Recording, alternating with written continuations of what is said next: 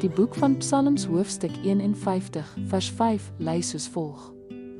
Kyk, ek is in ongeregtigheid gebore en in sonde het my moeder my ontvang. Welkom by Geloofspad. Psalm 51 is Dawid se hartlike belydenis na sy ernstige sondes. Dit is nie net 'n uitroep om vergifnis nie, maar 'n diep erkenning van die diepte van sy gebrokenheid. In vers 5 sê Dawid: Kyk, ek is in ongeregtigheid gebore en in sonde het my moeder my ontvang. Hy blameer nie sy ouers of die daad van bevrugting nie. In plaas daarvan bely hy 'n universele waarheid. Van die begin af was hy, soos ons almal, deur sonde gekenmerk.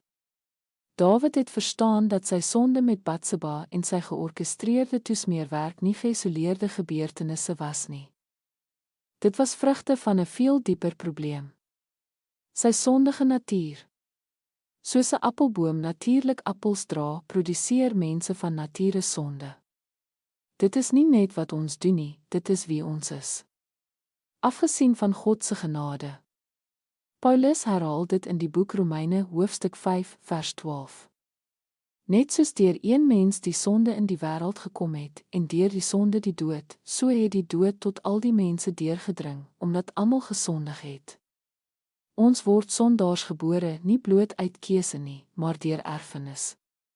Sonde is die besoedelde fontein waaruit al ons oortredings vloei. Maar hier is die skoonheid. Dawid eindig nie in wanhoop nie. Hy pleit vir genade gebaseer op God se liefdevolle goedhartigheid. Hy regverdig homself nie of skuif nie die skuld af nie. Hy treur oor sy sonde en deur dit te doen, maak hy die deur oop vir goddelike genesing. Daarom het Jesus gesê: Geseënd is die wat treur, want hulle sal vertroos word. Dawid se gebrokenheid is ons eie. Tog, net soos Dawid vergifnis gevind het deur God se genade, word ons ook 'n nuwe natuur aangebied deur Jesus Christus. Soos Jesus vir Nikodemus gesê het: Julle moet weer gebore word.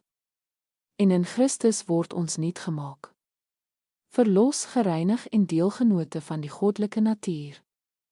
Maak nie saak hoe diep die vlek is nie, maak nie saak hoe lank ons dit gedra het nie, die bloed van Christus is nog dieper. Laat ons bid. Hemelse Vader, dankie dat U die waarheid van my sondige natuur openbaar.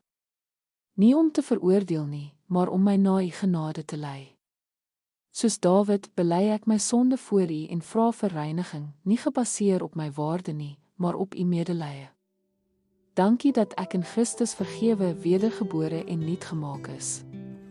Help my om daagliks in die vryheid en vreugde van daardie verlossing te wandel. In Jesus se naam, amen.